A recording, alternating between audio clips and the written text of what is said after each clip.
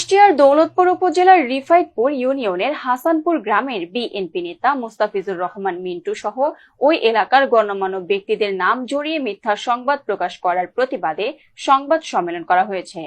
কুষ্টিয়া দৌলতপুর থেকে প্রতিনিধি আব্দুল আলিম সাচ্চুর প্রতিবেদনে থাকছে বিস্তারিত।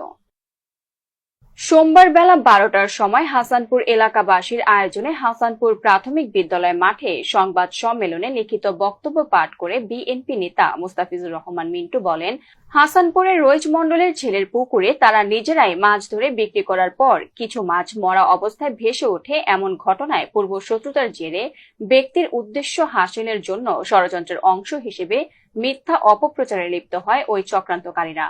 তিনি আরো বলেন, কোন প্রকার সত্যতা যাচাই বাছাই না করে ঢালাওভাবে একতরফা গণ্যমান্য ব্যক্তিদের সম্মানহানির লক্ষ্যে ভুইপুর একটি অনলাইনে সংবাদ আকারে ফটোকার্ড করা হয়, যেখানে হেডলাইন করা হয়, দৌলতপুরের শত্রুতা করে বিষ দিয়ে মেরে দিল অবসরপ্রাপ্ত আর্মির পুকুরের মাছ। এই সংবাদটির আদেও কোনো সত্যতা নেই এবং ঘটনার পরপরই দৌলতপুর থানা পুলিশ তদন্ত করে এর কোনো সত্যতাও পায়নি। তাই আমাদের দাবি, প্রকাশিত সংবাদটি প্রকাশ করা হয়েছে সম্পূর্ণ ব্যক্তি স্বার্থ চরিতার্থ করার লক্ষ্যে। তাই এমন মিথ্যা, ভিত্তিহীন ও বানোয়াট সংবাদের আমরা তীব্র নিন্দা ও প্রতিবাদ জানাই।